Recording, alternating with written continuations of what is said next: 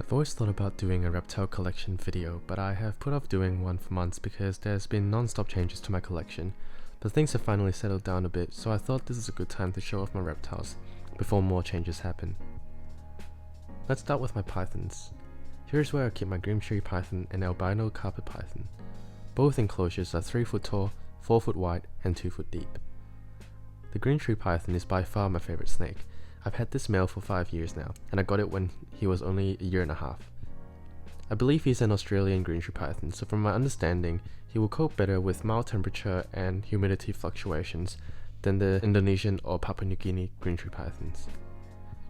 They don't really use heights since they are almost always perching on the branches, but I make sure I've got artificial plants in there so that he feels a bit more safe and secure. Down here I have my albino Darwin carpet python. I got her when she was just under 4 foot long, now she's over 6 foot. Even though carpet pythons love to climb, the Darwin carpet pythons are a more heavily bodied snake, so I won't expect it to perch the same way as the green tree python. For that reason, I use thicker branches in her enclosure to support her body, and use a few branches to form a larger basking platform so that she can rest on top comfortably. She has a large hide on one side of the enclosure and a water bowl. Overall, it's a pretty basic and standard python setup. Moving on to the diamond pythons, I have a pair living in this enclosure that is 4 foot tall by 4 foot wide by 2.5 foot deep. I would have made it 3 foot deep, but it's not going to fit through the room door, so I had to settle for enclosures this size for both the diamond python and the freckle tree monitors. They are quite arboreal snakes, so they will benefit with a taller enclosure. A lot of people successfully keep and breed diamond pythons in 2 foot tall cages, but seeing how much my pair love to climb all over the enclosure, I will personally not keep them in anything shorter than 4 foot. That's all for the snakes. The next enclosure we're looking at houses my Boyz forest dragon breeding group. They're in a 6 foot long by 4 foot tall by 2 foot deep enclosure. I initially got 8 juveniles all at once and raised them up in this enclosure. Half of them turned out to be males, and I sold all of the males so that I can get an unrelated male to form this breeding group. I believe in maintaining genetic diversity, and I try to avoid inbreeding as much as I can. This is the only enclosure with live plants. I never used to have luck growing plants, but this time I chose the easiest plants to grow and have good lighting. I have an Arcadia UV lamp for the dragons, and Arcadia Jungle Dawn LEDs for the plants. The plants are bromeliads, devil ivy, and parlor palm. The rest of the plants in there are actually fake. I cheated a bit by mixing artificial plants and real plants. People don't seem to notice there are fake plants when the majority of them are real. The last species I have in this room is the freckle tree monitor. I have a breeding trio in this enclosure. There's plenty of usable space with the background and logs in there. They bred for the first time last season, but I only got one small clutch of 3 eggs from them. One died in the egg full term, but the other 2 hatched out, so I'm really excited to see if they'll breed again next season. I also have my woody colonies in this room. They are above the diamond python and freckle tree monitors. They're all sitting above a large heat mat that I made, but during the summer months, they get plenty of heat just from the enclosures below, so I only use the heat mat during winter. I have 2 incubators that I converted from wine coolers, but there's no eggs in there at the moment. The idea of having 2 incubators is that the Boyz forest dragon eggs need to be incubated at a temperature in the low 20s, while most of the other reptiles will need to be incubated closer to 30 degrees. Before moving on to the other lizards, I want to point out the importance of having a spare enclosure.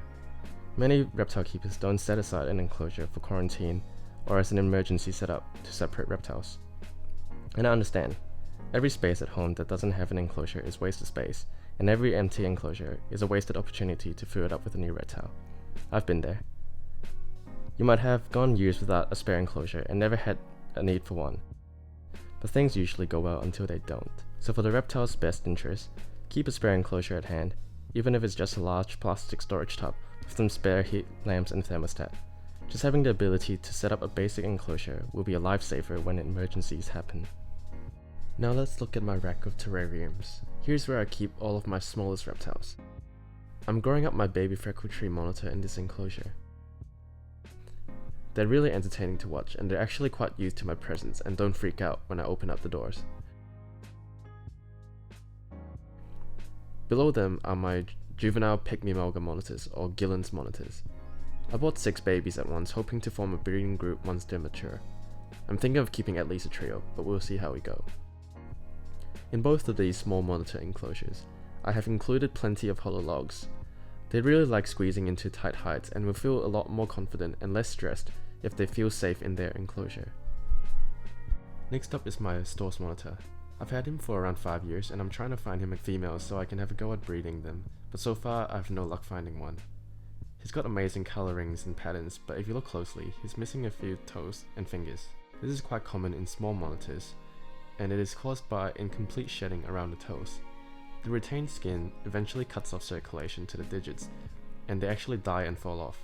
The previous owner must have not provided a moist enough environment for him, but he still gets around fine and has a good life. The enclosure underneath the Storks monitor is home to 2 young Cunningham skinks. They're honestly the easiest to care for out of all my reptiles. They're always hungry and will eat anything and everything. I haven't ran into any problems with them. These are the New England locality Cunningham skinks, so they have the rusty brown head and nice speckles on their body. They're my favorite locality. I actually had the parents of these guys 6 years ago, but ended up swapping them for some pythons before they managed to breed. Pretty cool that I have the opportunity to acquire the offsprings of the first Cunningham skinks that I had. The last 2 enclosures are small enclosures to house babies. There's currently 1 baby Boyz forest dragon that I bred in there, and the other enclosure have some baby garden skinks that I hatched out after accidentally digging up the eggs in the garden when I was working on the lace monitor enclosure. It is currently too cold to release them, but they'll go back out in the garden once the weather warms up. The last enclosure inside the house is the Mangrove monitor enclosure. It is a 7 foot wide by 4 foot deep by 6 foot tall enclosure. It is a decent upgrade from the previous enclosure, and it's nice to see it able to climb, walk and swim around more space. It is very important to provide enough space for reptiles to stretch out and exercise. It's sad to see so many people keep reptiles in enclosures too small, especially the monitors. They're such an active animal and they're very intelligent. Cramping them in boring sterile shoebox enclosures just won't cut it. I always ask myself, am I keeping this animal just because I want to own it and just because I want it in my collection? Or do I want to keep it for the experience of caring for it properly and watching it thrive? Heading outside, I have sectioned off the corner in my garage for the Spencer's monitor. Spencer's monitors love to dig, but rather than filling up the entire enclosure with deep sand, I thought it would be more practical to just have a sand pit in the corner of her enclosure for making burrows. The pit alone has close to 200 kilograms of sand in there, and I mix it with cocoa peat and water so that it clumps better and can hold burrows. The last animal to talk about are my lace monitors.